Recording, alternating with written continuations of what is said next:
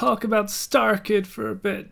Team StarKid is a YouTube channel and sort of theatre group thingy, I'm not quite sure what the official term for it is, that have put on several parody musicals, including and most notably Harry Potter the Musical, Holy Musical Batman, I never had a pony. parodying some video games such as The Trail to Oregon. Oh, I want a sturdy wagon, and I want it for free. And some originals such as Starship. I think I'll kick it up a notch. Even though they are known for their parody work as well as their original stuff, the parodies that they do tend to be acclaimed as being better than the source material that they're based off of. But today I want to talk about their most original creation yet, the Hatchetfield Trilogy. And now I know there is an expanded universe that they did through COVID over calls. I have not watched those, I won't be reviewing those. What I'll be looking at are the 3 uploaded to YouTube musicals of The Guy Who Doesn't Like Musicals, Black Friday, and Nerdy Prudes Must Die.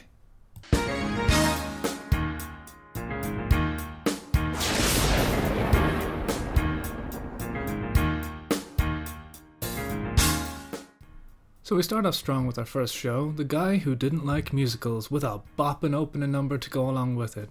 Exposition and foreshadowing galore, this show is aware that the people coming to see the show, and who are fans of their work, must be fans of musicals. Of course, that's why in a performance where everyone inexplicably sings and dances out of nowhere, makes the one and only character that refuses to dance and sing as the main protagonist of this story. And they make that very clear in the opening song. He's destined to go viral. Here he is. His name is Paul. Enter now.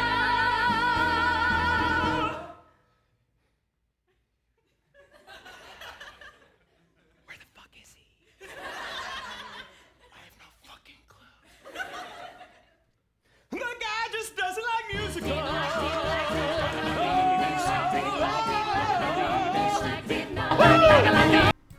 Ladies and gentlemen, and everyone in between, behold, John Madison, the main character of the Hatchetfield Trilogy, I'm not joking, playing Paul, the main protagonist of The Guy Who Didn't Like Musicals, a boring office worker akin to Ebenezer Scrooge, being an absolute buzzkill at every given opportunity. No. Oh. Well, it might be fun. Yeah. I don't want to, though. He only ever seems to show any interest or character when going to meet with Emma, a cute little barista. A Latte latte. She's known throughout the land, right? No, it's like my wife, right? at least in Paul's eyes, she is. She's the barista from Beanie's, the latte latte.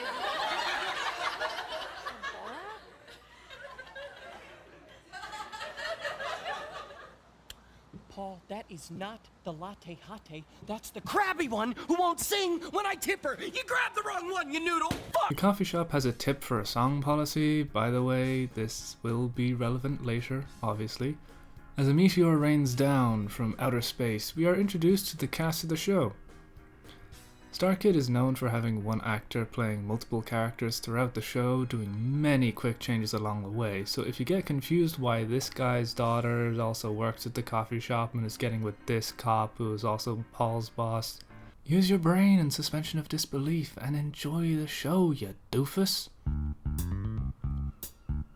As Paul wakes listening to the morning radio about a squirrel named Peanuts, he notices something strange about everyone out in the street. They seem a little more upbeat. Cause I may not have a home, but that's way okay. He goes to work and gets berated for not filming the flash bob by Ted, You're fucking useless, Paul. and gets called into his boss's office when he gets a stern talking to. Do you know what I want for myself?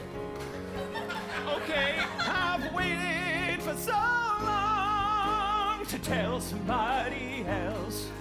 Carol, my love, I want you to choke me out at night. I want you to choke me. See, seems like a private moment. I want you to choke me. Like, who is this I for? want you to choke me while I jerk off. So clearly something's wrong, and not just with Paul's boss's sex life. So Paul goes to get a black coffee to sort his mind out and delivers the iconic line, Hello? Hello? Please, God, I just want a black coffee!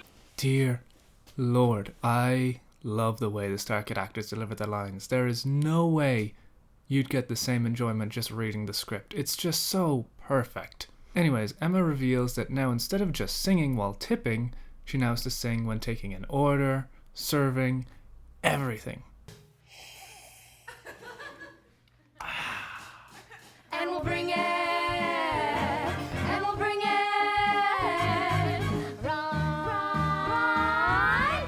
And we'll bring it right up.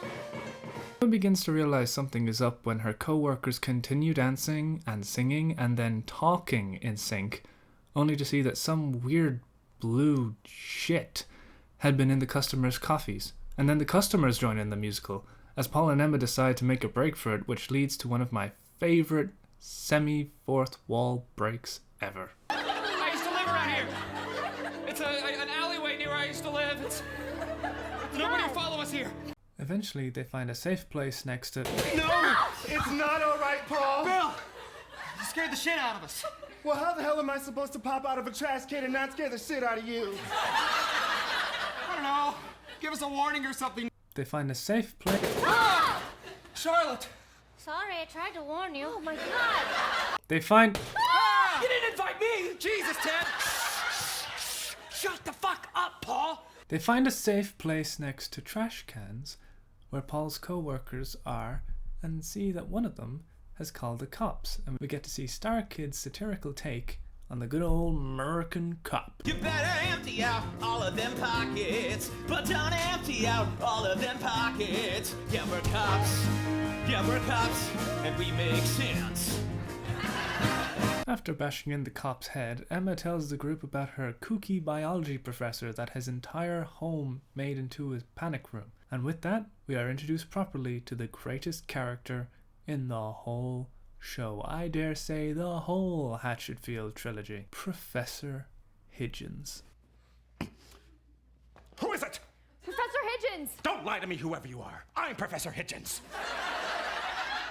They bring in the blue-brained cop corpse, and while Higgins is skeptical at first, takes it as an opportunity to study what the creatures actually are. What the fuck is this shit? To pass the time, everybody goes to get their booze on while Charlotte, this lady, stays with the cop, Sam, who is her husband, and they've both been cheating on each other, and it's a whole subplot, and they're having a big old song when suddenly... Now I'm gonna free up your heart, baby. Oh my god!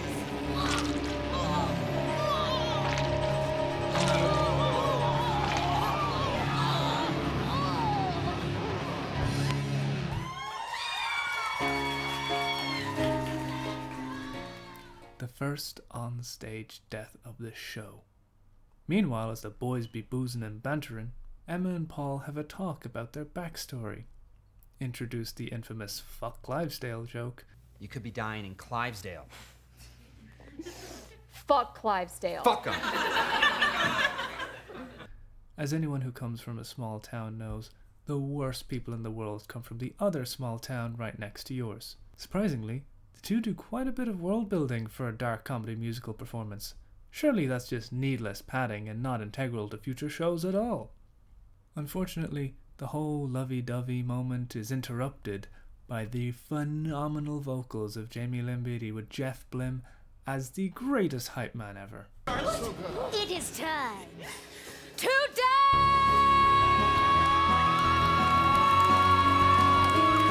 And just as they had interrupted Paul and Emma, their song gets interrupted by Professor Higgins with a shotgun and a cigarette and reveals that he has found the source of the singing.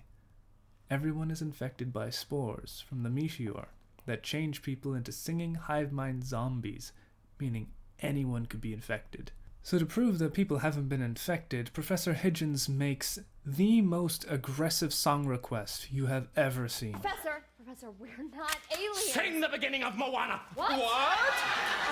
I said sing, goddammit. Moana! Make way! Make way! Consider the coconut! Consider its tree! This is what we need, and no one leaves. I didn't like that movie.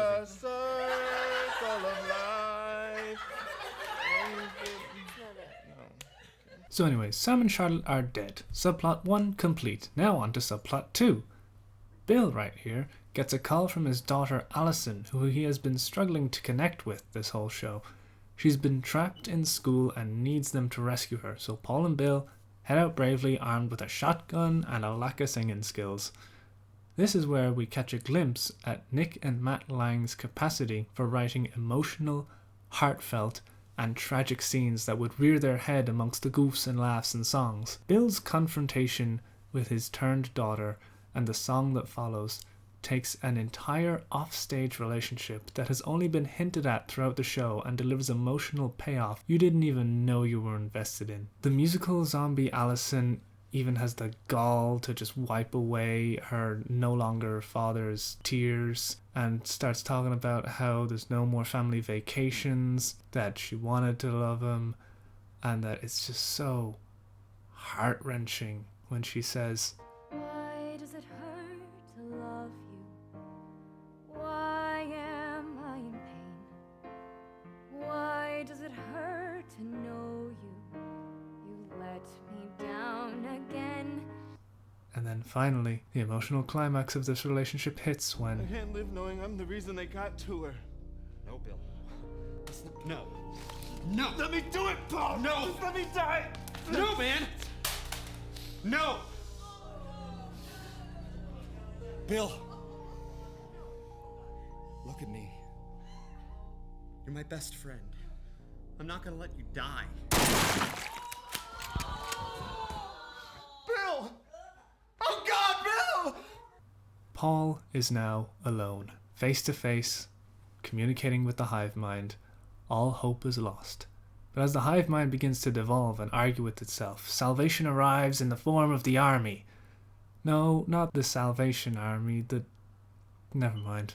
Get down on the ground, we're the army! Bam, bam, get out of here! Bam, bam, bam, bam, bam! All right, we're clear on the left. Here we go. Whoop, clear on the right. Grenade. Woo! Yeah! Wait, I'm not one of them. I'm human. Yeah, prove it, asshole. We're the army. This is where we are introduced to General John McNamara and Peep. Remember these for later, they're important. After a very entertaining conversation, I've had Wear a watch! Time is a precious thread in the fabric of the universe. It deserves its own tool of measurement. Paul is given a pistol, confesses his love for Emma, even though she isn't there, and organizes a rendezvous with an escape chopper before heading out to go save Emma from the musical zombies. Meanwhile, back at the lab, Professor Higgins has concluded that it is better to join the hive mind and unite humanity in harmony. In order to attract the musical horde to his house, he reveals his true love of musical theatre and performs the greatest number from the show, aptly named It's a show-stopping number, a real show-stopper, a show-stopping number, come on. He then reveals that he'd been working on a musical himself and performs the greatest choreography known to man. Eventually, his plan works, and the musical zombies arrive and perform with Higgins. Working boys, we're out to ass and shit. What is this business? 5 o'clock can't come soon enough. 5 o'clock can't come soon enough. 5 o'clock can't come soon enough. I can't wait to get home to my boys. Oh, please, please, please, God. Please, God, if you save me right now, I promise I'm gonna be a better person, please. Until Paul arrives to the rescue, and they get on out of there. Eventually, they reach a point where Tim decides to ditch the group, and in true douchebag in a zombie apocalypse fashion, he gets his comeuppance fairly lively in the form of an army. No, not the comeuppance. Never mind. Whoa, whoa, whoa. America's great again.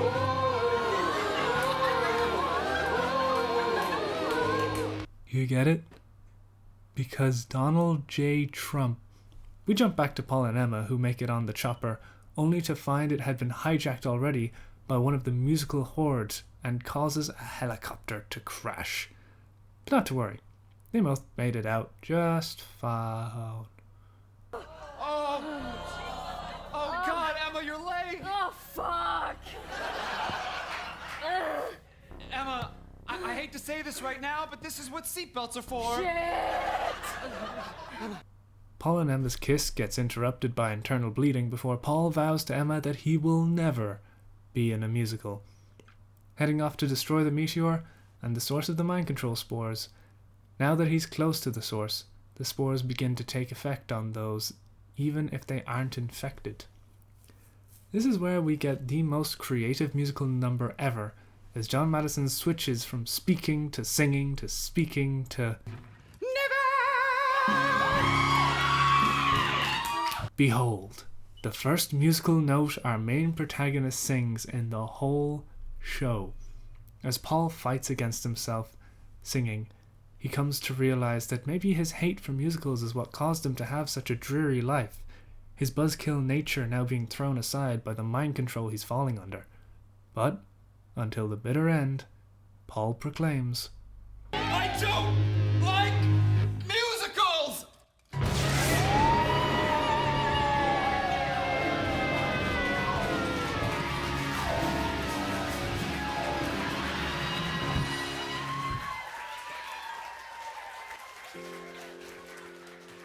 This is the morning, Clivesdale. We cut to Emma in a hospital, finally recovered, and finding that the squirrel Peanuts is alright too. A woman from the army says there is someone to see Emma, and wouldn't you know, a big old happy musical ending, Paul survived the explosion. Or did he? Emma, I'm sorry you lost.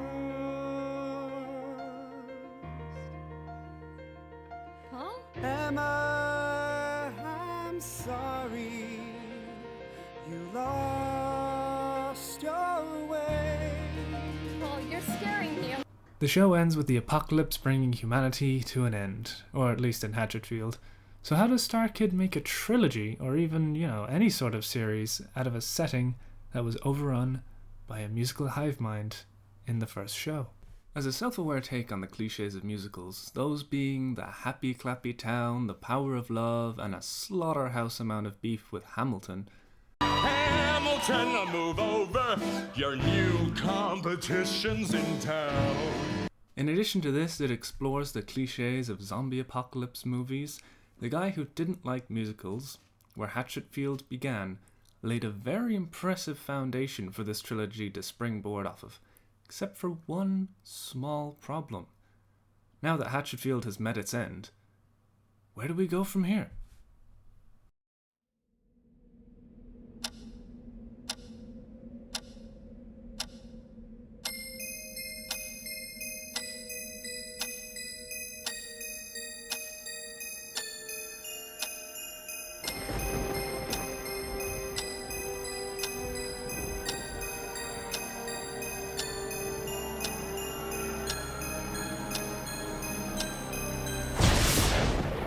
Ahoy there, boys and girls! Hop aboard the SS Wiggle. We're setting sail for giggles. Come on, Sniggles! Those mad bastards did it. They actually went ahead and made a sequel, or sort of sequel. It's set in Hatchetfield, and we are shown our two main protagonists from the previous show, Paul and Emma, alive and well, and not singing. So this is a soft reboot of some sorts, or something. I'm sure we'll figure it out as we get into this show more. While The Guy Who Didn't Like Musicals was an off-season, watch-at-any-time zombie apocalypse sort of story, Black Friday is aimed to be a Christmas show, for obvious reasons. Paul and Emma are on their way to visit Emma's brother-in-law for the Christmas season. Thanksgiving, maybe? I don't speak American. You may be thinking, huh, neat, they're just gonna go visit family. But back in The Guy Who Didn't Like Musicals, it was mentioned that Emma's sister was killed in a car crash, A very central plot point to this show is we are introduced to one of our main protagonists played by Dylan Saunders, Tom, single father of Tim, husband of dead wife Jane. It's Black Friday, whoa, that's the name of the show, and Tom wants to buy the Tickle Me Wiggly from the opening song for Tim, because he is convinced that's what all kids want for Christmas, and he expresses this in the first song after the Wiggly opening.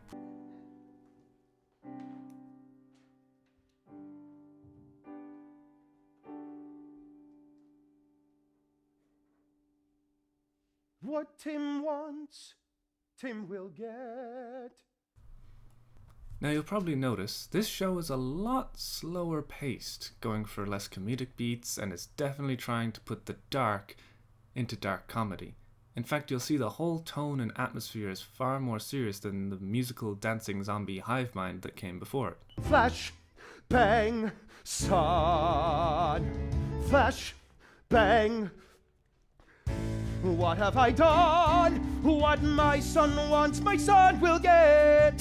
Anything that he wants, he will have it. There's nothing I can fix. If he wants that toy, by God, I will take it. 'Cause all I know is you. With subjects of PTSD, child neglect, and more to add to the list later, having such a heartfelt, sad dad song this early in the show is tonal whiplash from the Wiggly jingle, especially as the show continues to go ahead and explore the teen angst of the character Lex. Lex is a Toy Zone worker living every young adult nightmare of being a slave to retail work. This nightmare is embodied by her boss, Frank, and then this Uncle Wiley dude goes ahead and passes a comment on Lex, so let's just put workplace harassment onto the list of things it explores as well. So Toy Zone has been shipped 850 Tickle Me Wiggly toys that everyone in line is looking for. Lex is told to unpack them very condescendingly, and we get the grand reveal of the doll everyone is fussing about.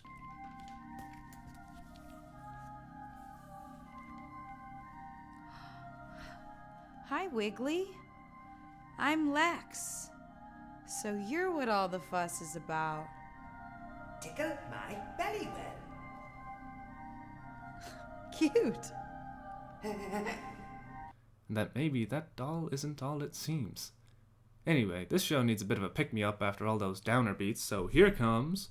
Call security, we got a shoplifter. Drop that doll. Jesus Christ, Ethan, you fucking asshole! Hey!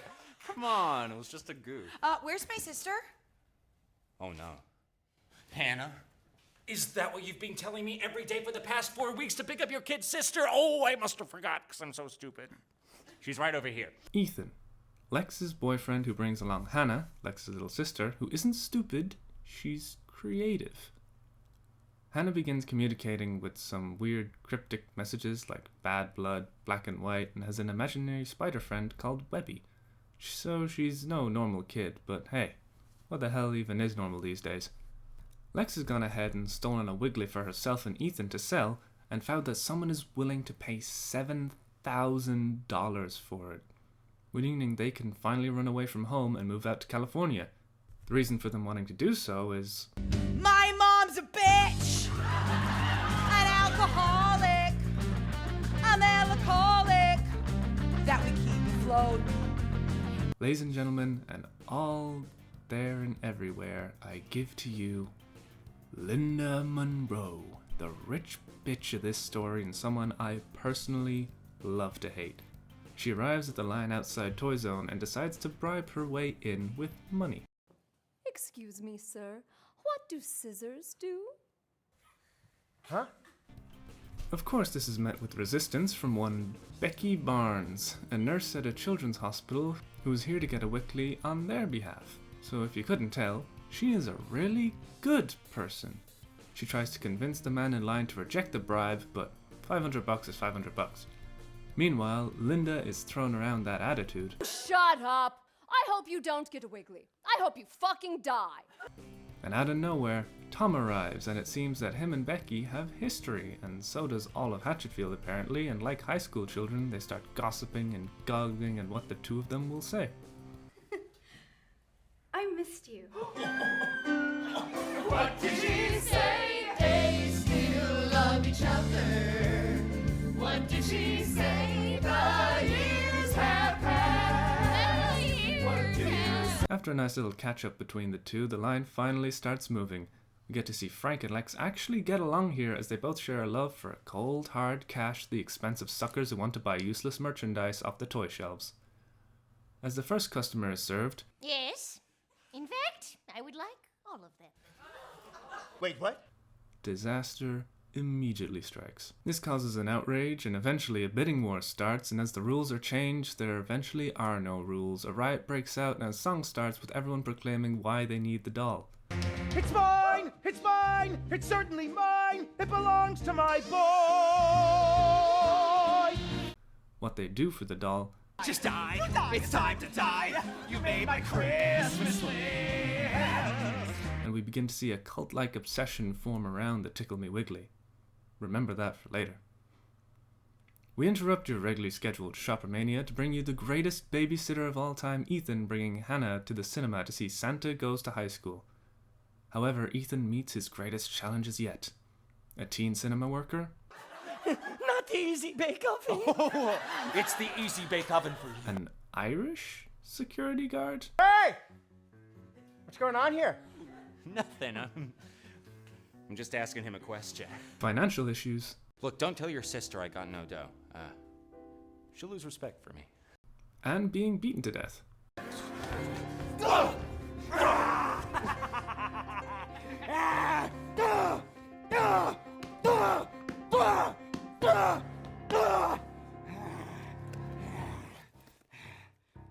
He didn't even have a doll. Yep, that's right. In a mere instant, two mad shoppers looking for a doll leave Ethan lying broken and bloody and showing the audience that the shoppers are now willing to kill to get their hands on a Tickle Me Wiggly. Tom and Becky come across him and we get an emotional goodbye to Babysitter of the Year until a man in a hurry comes along and shanks Tom to steal the doll from them. Tommy's got a knife! Yummy! So the rich bitch of Hatchetfield is yapping away to Gerald, and creepy Uncle Wiley comes along to expose her character motivation. To be adored. She looks into the eyes of an eldritch god and becomes the mummy of a cult. The mother! Mommy! Mother! Mommy!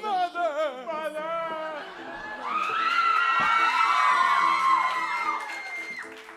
Yes, they're talking about me, Gerald. I dislike that word, Gerald. Cult. No, it's some new, exciting religion that I started. Now it's time for the President of America to get involved and fall under the influence of the Wiggly doll. The riot is only stopped by returning character General John McNamara.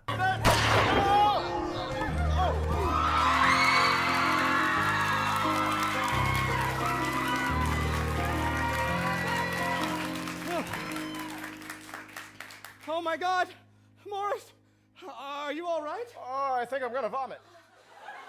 Who I'm convinced is just Jeff's self-insert action man hero. He inspires the politicians to follow him to the PEEP facility to go to the Black and White to negotiate peace with the eldritch being known as Wiggly. And there you have it, folks. With the introduction of the Black and White and interdimensional beings, the Hatchetfield Trilogy is a multiverse story. Limitless possibilities, endless creativity. It's all starting to come together. As the President ventures into the Black and White, he is confronted by Uncle Wiley and the Sniggles, as well as Wiggly himself. All seems lost for the Prez until McNamara comes along with... Blade of Truth, be gone! I'm sorry, John, I fucked it up. Now I've heard of plot armor, but this seems to be like a plot weapon or something. I don't know, you go, Jeff Blim, be that action man. So the American president then does what any American president would do and fires a nuke straight at the thing it doesn't understand. However, the bomb goes whee into Moscow and starts World War III. We've just received a message from the Pentagon. There's been an explosion on the Eurasian continent. What? Moscow is gone, sir. How? How? Christ, the Russians had another portal. I have friendly ones all over the world. When my Uncle Wiley told the Russians about America's new toy, they just had to have one of their own. He knew. He wanted us to send in the nuke. He took the bomb and pushed it through the Russians' portal. He baited us into World War III. That tickles. How could I have known? How could I have known there was another portal? There was 2 doors, not one. 2 doors, not one. Oh, no. Mr. President, we need to prepare for a counterstrike. We need to get you out of Washington and on board Marine One. Thank you so much for visiting my home, Mr. Preziwez. I can't wait to visit yours.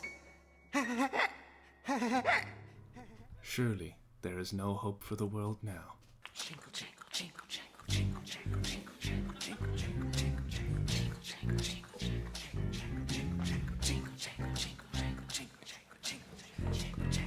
jingle, jingle, Ring-a-ling-ting, when a bell rings, it's only a matter of time till Christmas break. Hallelujah, hallelujah. The fuck am I watching? Back in the mall, Tom and Becky are hiding out in the cinema and begin to reminisce about their high school days when they dated, similar to the scene where Paul and Emma had a quiet sit down and talked about their lives too. They trauma dump hard, and then while Santa Goes to High School plays in the background, they get down and dirty. Hope they don't rip those stitches. After they're done going at it, they come across Hannah, Lex's little sister, who's having a real tough time since Ethan died. But it seems the boning went to their brain and they go gaga for that doll that Hannah has, and tries to inject her with a needle? What?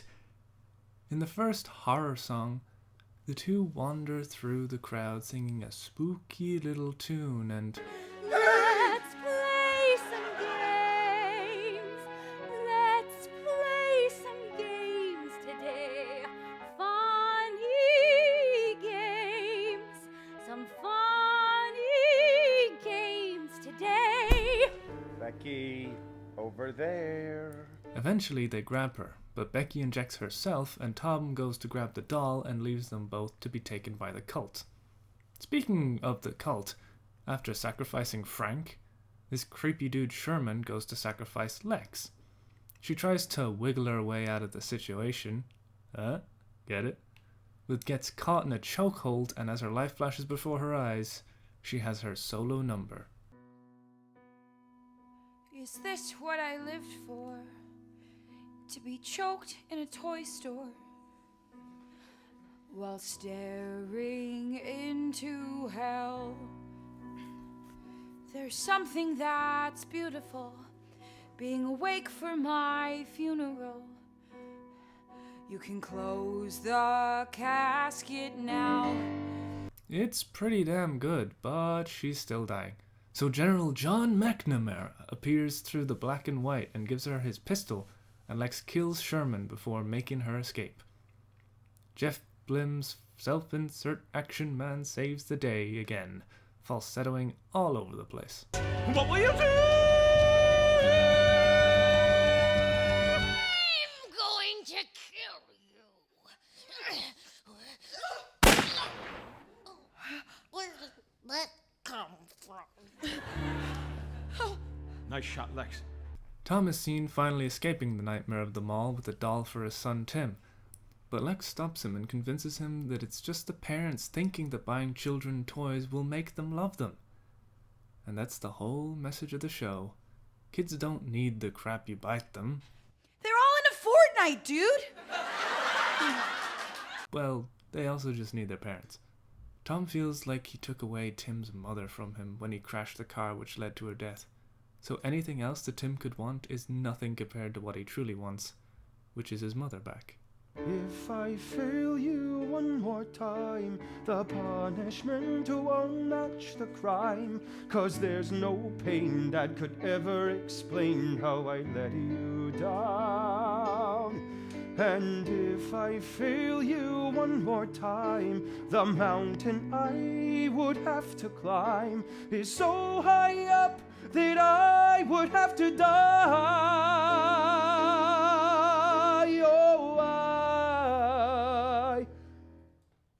Oh, So the two head back in to save Becky and Hannah from the cult that is now planning to open a portal for Wiggly to come through from the black and white. Arson and murder saves the day. Rest in peace, Linda, you beautiful bitch. You will be missed. But not really. The prophet! Oh, mother!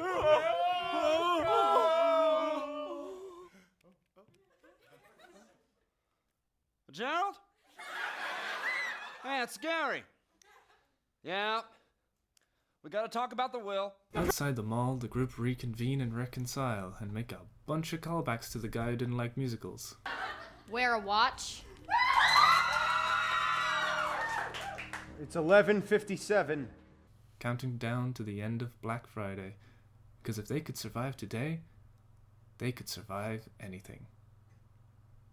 But World War III said otherwise. And so tragedy strikes Hatchetfield once again. First a zombie apocalypse, now a nuclear fallout. Black Friday never did mesh with me all that well. It went from a darker tone and it never really stuck the landing in my eyes. Or ears for that matter. So many of the songs I feel had awkward harmonies, some of the ranges the singers were given had their vocals disappear into the backs of their throat. And I felt a bit too much tonal whiplash throughout, which meant the emotional comedic beats didn't quite hit how I'd like them to. However, Black Friday still has some of Star Kid's greatest highs, especially in the acting performances given. The actress for Hannah fucking killed it with this one. Absolutely stole the show for me, and there are still some of my favorite jokes and characters in this show. Shut up, Gary! Ooh, right in the subpoena! It just felt like it over-relied on the show that came before, and the callbacks were blatant and sometimes just obnoxious, where it felt like I was eating member berries or watching the Star Wars sequels. So we've covered the first two of the trilogy, and comparing the two, you can see the guy who didn't like musicals definitely leans more towards Star Kid's traditional comedy, fun, laughs, with a hint of emotional resonance breaking through with the Bill and Allison moments. But the show didn't revolve around that in any meaningful way. Whereas with Black Friday, it's definitely trying to branch out into something more serious and giving the whole show a spookier feel, using an eldritch horror as the main antagonist. We can see this contrast between the two shows in the second song of each show. La-di-da-da day is clearly just a sit back and let the laughs carry you kind of song, and that's way okay. Whereas Black Friday hits us with a lamenting, PTSD-ridden father singing about what his son wants for Christmas. Not a lot of spelling out needed, I know, but it's in this third show where we see Star Kids strike the perfect balance between both of these extremes to craft their greatest original masterpiece to date.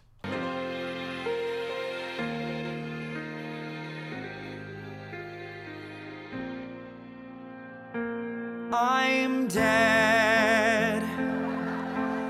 In 2 words, we know exactly what this show is about. Nerdy Prudes Must Die is Star Kid's most recent Hatchetfield release on YouTube, and I gotta say, it is the best one they have made yet, and is the whole reason I wanted to review the entire trilogy in the first place. We've gone from alien zombies to eldritch mind-bending kids' toys, and now a high school slasher where the bully is out to get the nerds, which is brilliant because, let's be honest, Star Kid knows themselves and their audience. They are all nerds. Anyways, let me have this opening song play a bit more for you because it's so good. High school is killing me. It's got me all out of rhythm in my melody. I said cool for democracy. It's one hell of a normal abnormality. And I can't survive it for only so long. High school is killing me. I'm so fucking... Hey, geek. Me? Your name's Peter, right? Yeah? God, I love this song. They even throw in dissonant melodies on purpose to show how out of whack high school has gotten them. Not the teen angst from Black Friday where the alcoholic, neglectful mother causes her daughters to run away to California. It's just some good, clean fun and sets up the main dynamic of Steph Lauder and Peter Spankowski. Peter Spankowski. It's Polish. Steph tries to cheat off a test but gets caught by a character who we had heard been referenced to before in previous Hatchetfield shows, Grace Chastity. Chastity by name, stickler for the rules by nature. The two get sent to the principal's office where all good bonding time is had before the bell rings and Pete runs off in fear of him. We are then treated to a song that builds unimaginable amounts of hype around the introduction to our main antagonist of this show, Max Jaegerman. Will Branner absolutely owned this role. Hell, he owned this show. The presence he commands up on that stage is incredible. Jaegerman is just your stereotypical bully, jock jacket and everything, in all ways but one. He has eyes for Grace Chastity, for a specific reason. Forbidden fruit, dickhole! Then we are treated to even more of this hype as fuck song. Little peach.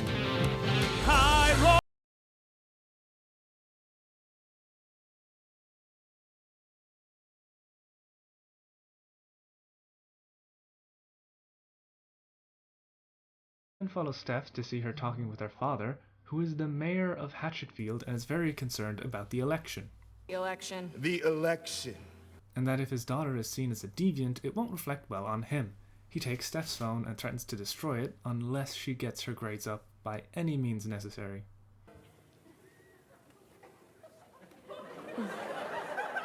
Did you just throw your hand between the hammer and the phone? Yeah. In the library, Pete meets up with his two nerd friends, Richie and Ruth. Just want someone to touch me. However, their project talk gets interrupted by Steph inviting Pete out to Pasquale's to study together. So Pete ditches them nerds, and on his way to Pasquale's, we hear his insecurities in the form of a song. Princess Leia told me I just as soon kiss a Wookiee. I'm straight to DVD. No. Or like a bootleg copy, I'm as cool as she thinks I am. I'm as cool as I think I am. Whoa, whoa, whoa.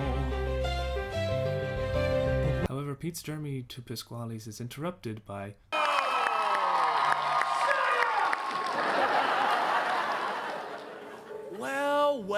Well. Pete tries his best to stand up to Jaegerman, but that goes as well as you'd think it would. Pete gets the beating of his life, and safe to say, he didn't make it to Pasquale's. We are introduced to the Chastity family, and we see that Grace's encounter with Max Jaegerman has her a bit distracted.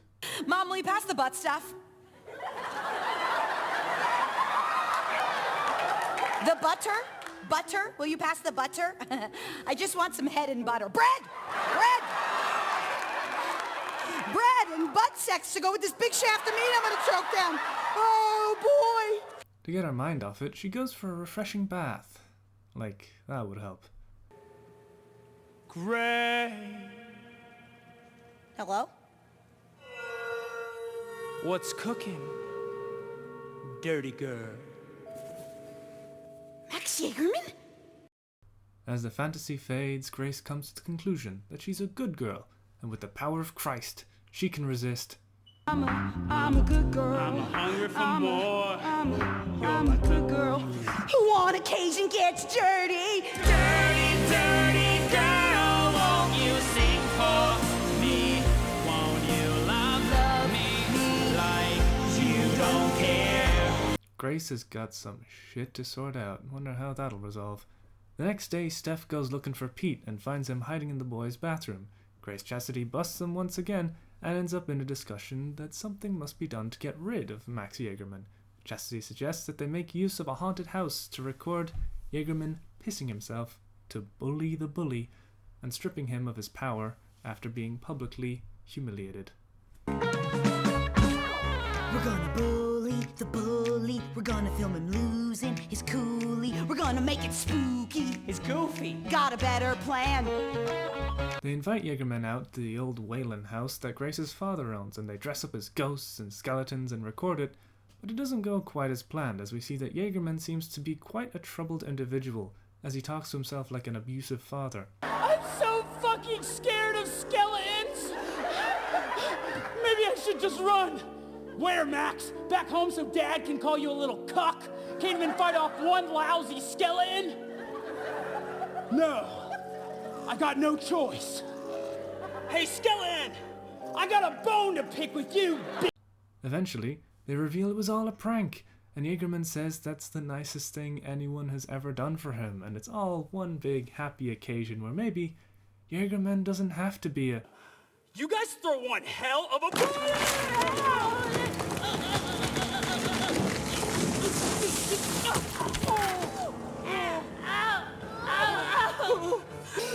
Nerdy! Prudes must die!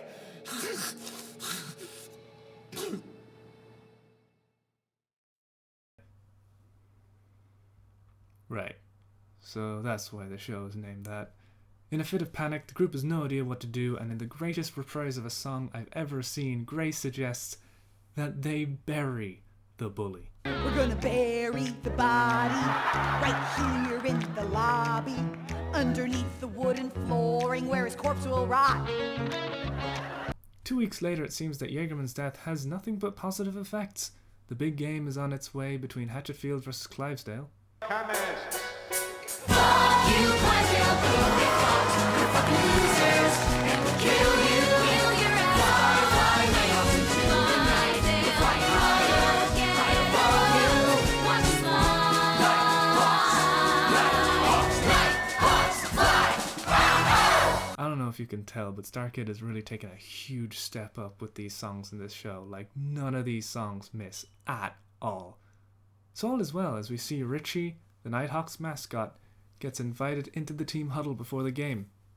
Richie couldn't be happier. He finally loves being alive. I love being alive! But then you remember the beginning of the show. I'm dead.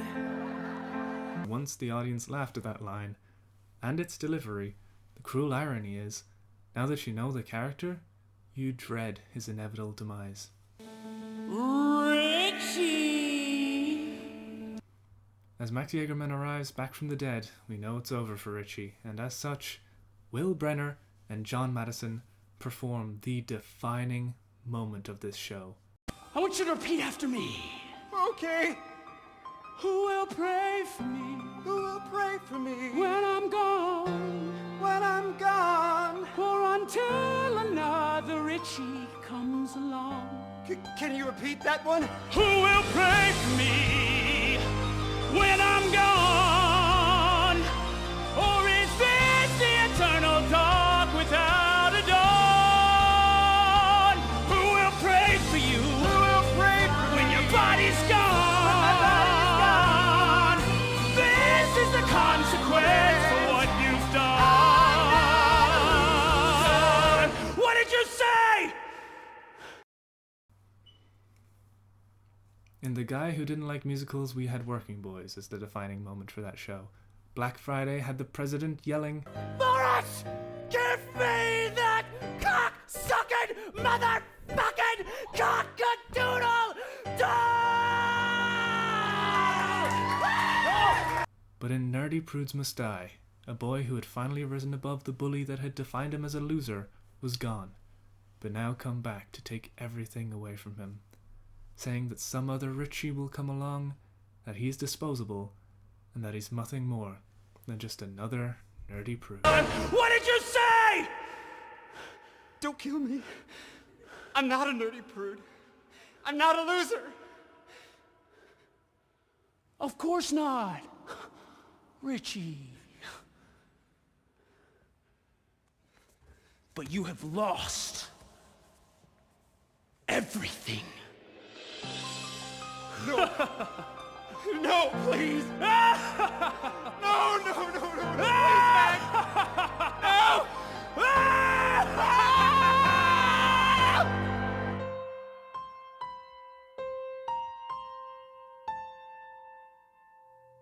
As for those who are left alive, they are brought in for questioning about the disappearance of Max Jaegerman and the death of Richie. It's also revealed that because Jaegerman, the star quarterback, was missing at the game, Nighthawks actually lost to Clivesdale. We lost to Clydesdale! Fucking Clydesdale! So Grace hatches a plan to pill it all on Clivesdale as a way for them to win the big game. By getting rid of Max and the team mascot Richie, they could of course win. And as news gets out about the Hatchetfield High murders, the entire town begins turning on each other, pointing fingers and naming names. I've never known darker times, and I've covered the protests live at the Hatchetfield's kennel. I am Dan Reynolds, with Action News, weekdays at 10 p.m. We interrupt this regularly scheduled mob mentality to bring you a nice change of pace in the form of the barbecue monologues. Barbecue monologues, eh? I saw that in New York. Really? How was it? Fucking transcendent. And fucking transcendent it is. This is the story of my barbecue. My barbecue. My barbecue. My barbecue.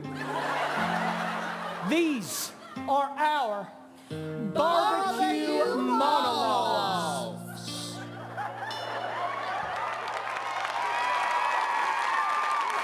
Similar to the Norville High movie stuck in the middle of Black Friday, we get a rehearsal of the school play to give us a break from all the tension of the actual show. It is revealed that Ruth is in charge of the lights, but always wished people would allow her on stage. She is left alone on stage to live out that fantasy, but once again, another nerdy prude is cut down in their prime by the Jaegermen. Show's called Big Fucking Wedgie. We're still in previews, but critics say it's quite a killer. Please! No!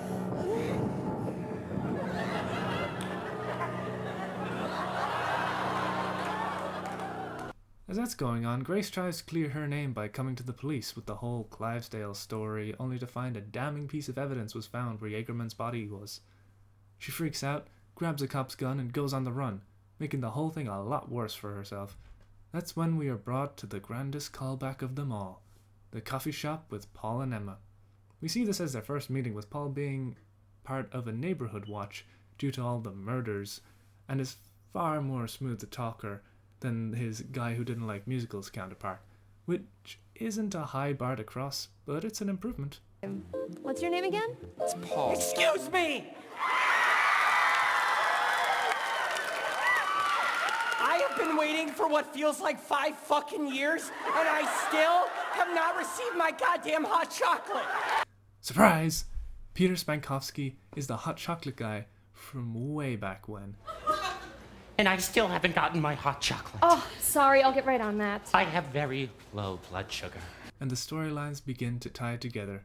Steph and Pete have a heart-to-heart, or more so a nuh-uh, I definitely don't love you moment, before trying to devise a plan on what to do next. Then suddenly, Grace barges in, followed in hot pursuit by the cop whose gun she stole. The two have no choice but to make a break for it as the cop is distracted by Paul and Emma. I might have had eyes on your perp. Stop! Do not approach me! Get your hands out of your pockets! Okay. Put your hands down! I'm sorry. He's going for a gun! Holy shit! Quick, into the alley! Stop resisting! Stop resisting!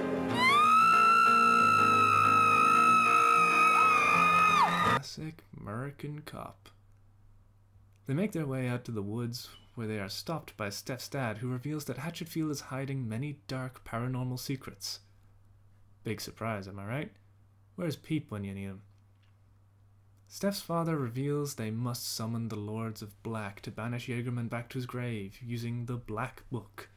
Points for creativity there. In the woods, both Steph's father and his secretary get Jaegered. While escaping in the detective's car, she gets Jaegered too. The 3 remaining survivors now make it to the school gym and summon the Lords of Black, revealing that the black and white is what divides the Hatchetfield multiverse, and the Lords of Black may inhabit all of them. As the summoning takes place, we see a few familiar faces, and some new, depending on if you watch the Nightmare Times.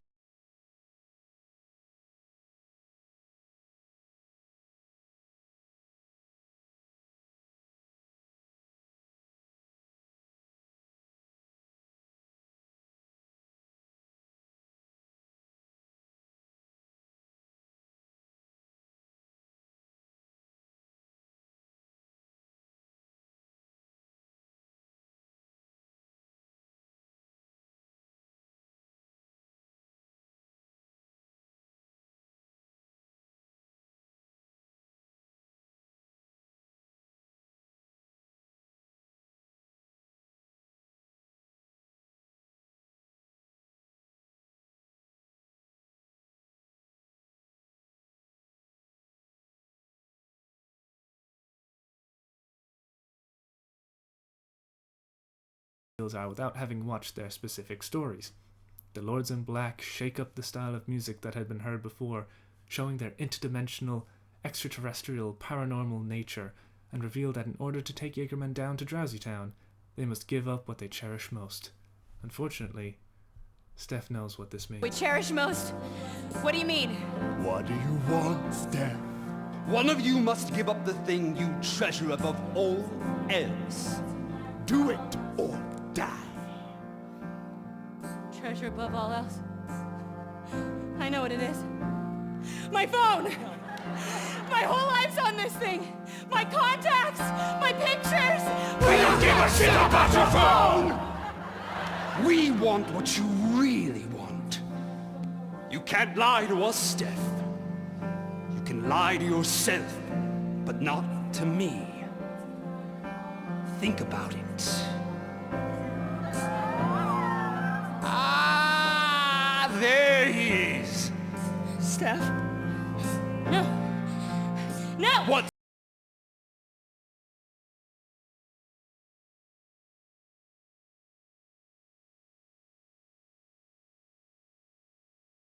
Herself to do it and opts to continue running, but then the two come to the conclusion that they can't run forever.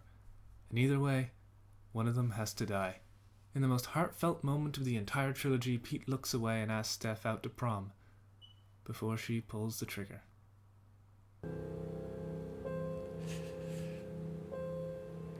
Please, Steph. Just do it. Please.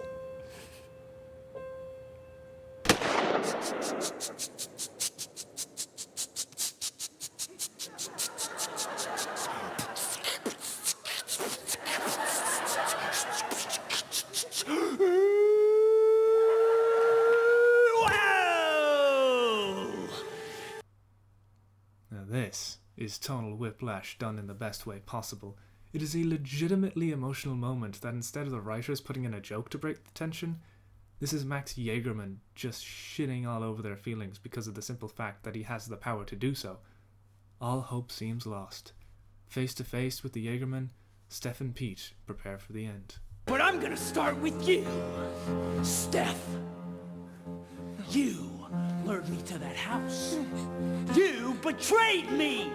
You fucking Judas. So you do know the Bible. Grace Chastity, who had been told to butt out until now, comes to save the day.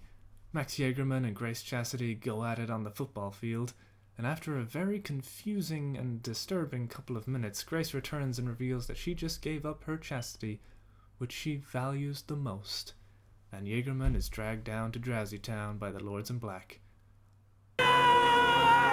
Whatever! It was fucking worth it!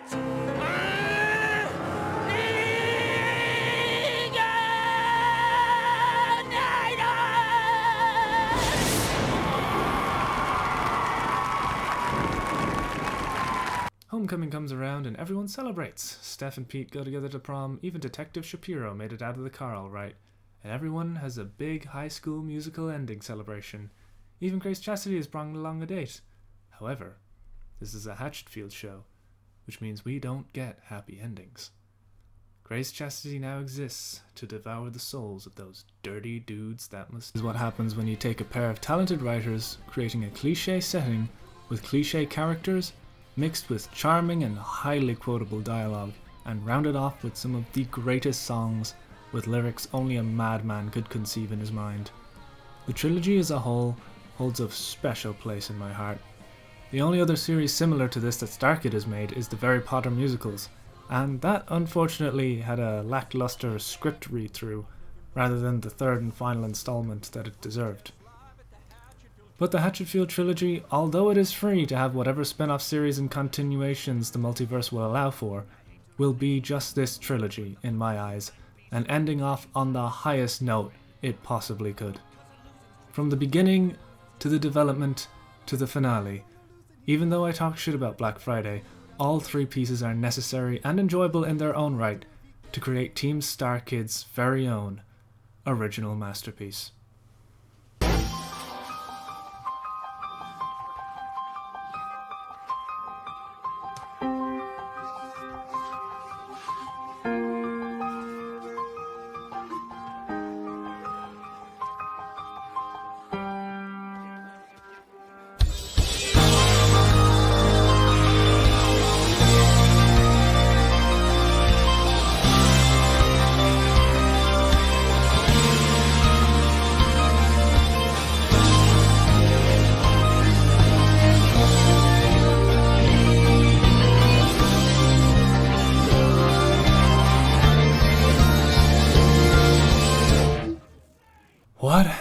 journey that was.